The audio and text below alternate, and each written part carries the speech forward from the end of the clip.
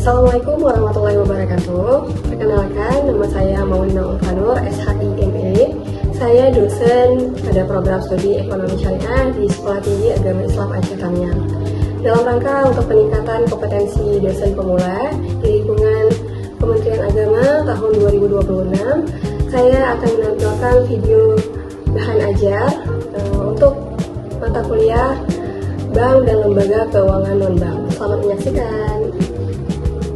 Oke, baik adik-adik mahasiswa, pada hari ini kita akan membahas materi kita, yaitu mengenai Bank dan Lembaga Keuangan Non-Bank. Untuk CPMK 2, ya, mahasiswa mampu menjelaskan konsep dasar, perbedaan, dan mekanisme bank dan lembaga keuangan non-bank. Dan untuk sub CPMK-nya, yaitu sub CPMK 1, yang mana mahasiswa mampu menganalisis konsep dasar, sistem keuangan, dan lembaga keuangan non-bank, perbedaannya dan pengaruhnya terhadap perkembangan ekonomi global. Baik, kita akan memasuki materinya. Yang pertama, kita akan membahas terkait pengertian banknya. Nah, menurut Undang-Undang Nomor 10 Tahun 1998, bank adalah badan usaha yang menghimpun dana dari masyarakat dalam bentuk simpanan dan menyalurkannya kepada masyarakat dalam bentuk kredit atau bentuk lainnya untuk meningkatkan taraf hidup rakyat banyak. Oke, kemudian fungsi utama dan tambahan bank. Fungsi utamanya adalah untuk menghimpun dana dari masyarakat, kemudian menyalurkan dananya juga kepada masyarakat, dan memberikan jasa-jasa perbankan. Untuk fungsi tambahannya adalah menciptakan uang jeral, mendukung sistem pembayaran, dan menjaga stabilitas ekonomi, serta mendorong investasi. Oke, kemudian peranan bank dalam perekonomian. Nah, peranan bank dalam perekonomian yang pertama adalah menggerakkan roda perekonomian, kemudian memperlancar transaksi keuangan dan mendukung pertumbuhan usaha. Kemudian membuka lapangan kerja, menjaga stabilitas moneter, serta mendukung pembangunan nasional. Ada beberapa jenis-jenis bank.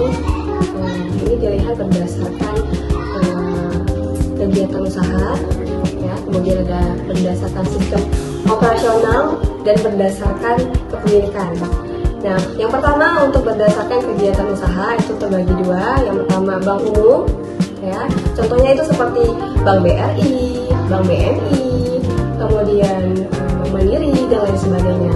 Kemudian yang kedua ada yang namanya Bank Perekonomian Rakyat, ya, atau disingkat dengan BPR. Nah, BPR ini contohnya seperti BPRS Adiko, ya, khususnya di Langsa. Nah, itu bank yang bergerak di bidang pengkreditan rakyat, ya, kreditan rakyat syariah. Nah, kemudian yang berdasarkan sistem operasionalnya itu juga terbagi dua. Yang pertama ada bank konvensional. Nah, bank konvensional ini contohnya seperti Bank BRI, Bank BNI, Bank Mandiri, dan bank lainnya. Kemudian yang kedua ada yang namanya Bank Syariah. Nah, Bank Syariah ini contohnya seperti Bank Syariah Indonesia, ya, atau singkatannya Bank BSI. Kemudian ada Bank Muamalat.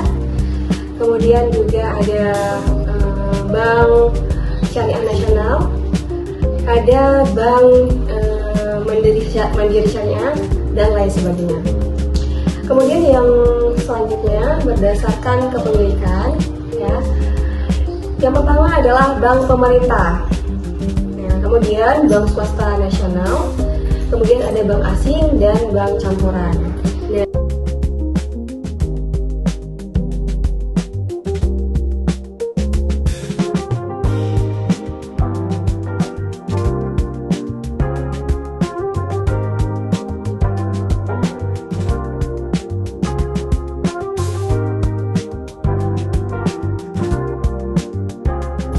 persamaan bank dan lembaga keuangan non-bank, yang pertama adalah sama-sama merupakan lembaga keuangan, ya, kemudian menghimpun dana dari masyarakat, ya, dalam bentuk tertentu, kemudian juga menyalurkan dana kepada masyarakat, mendukung pembangunan ekonomi, kemudian juga diawasi oleh otoritas jasa keuangan, serta memberikan pelayanan kepada masyarakat. Nah, apa pengaruh bank terhadap perkembangan ekonomi global? Nah, pengaruhnya ini sangat banyak ya. Yang pertama itu adalah untuk mempermudah perdagangan internasional ya, baik di negara kita untuk ke negara luar negeri. Kemudian untuk mendukung investasi lintas negara, memperlancar transaksi digital, dan untuk meningkatkan pertumbuhan ekonomi serta mendorong inovasi keuangan dan juga mendukung stabilitas sistem ekonomi global. Nah, kesimpulannya, ya, bank merupakan lembaga intermediasi yang menghimpun dan menyalurkan dana dari masyarakat untuk masyarakat. Kemudian lembaga keuangan non-bank itu merupakan untuk melengkapi fungsi bank melalui pembiayaan, investasi, asuransi, dan jasa keuangan lainnya. Keduanya ini memiliki peranan penting dalam meningkatkan pertumbuhan ekonomi, pemerataan kesejahteraan, serta stabilitas sistem keuangan. Nah, adik-adik ya, dengan selesainya materi pada hari ini ya tentang bank dan lembaga keuangan non-bank ya, maka selanjutnya adik-adik mahasiswa akan diberikan tugas ya. Tugasnya itu berupa studi kasus yang nantinya akan adik-adik selesaikan ya. Studi kasusnya itu adalah seorang pelaku UMKM yang membutuhkan modal sebesar 200 juta. Kemudian pilihannya yang tersedia yaitu mengajukan kredit ke bank, menggunakan leasing, atau memanfaatkan pembiayaan syariah, atau juga menggadaikan aset, atau mengajukan modal ventura. Nah, ini bisa didiskusikan ya dengan pilihan mana yang paling tepat menurut adik-adik mahasiswa, apa kelebihan dan kekurangannya, kemudian bagaimana jika usaha belum memiliki agunan. Nah, tugas ini nanti ya didiskusikan, kita akan membuat sebuah kelompok yang mana nantinya adik-adik mahasiswa akan mendiskusikan bersama kelompok dan nantinya hasilnya akan kita presentasikan di depan kelas. Ya, tujuannya apa? Tujuannya adalah untuk melihat kemampuan mahasiswa dalam menganalisis konsep dasar sistem keuangan bank dan lembaga keuangan non-bank. Mungkin itu saja, sekian materi kita pada hari ini ya. Terima kasih. Assalamualaikum warahmatullahi wabarakatuh.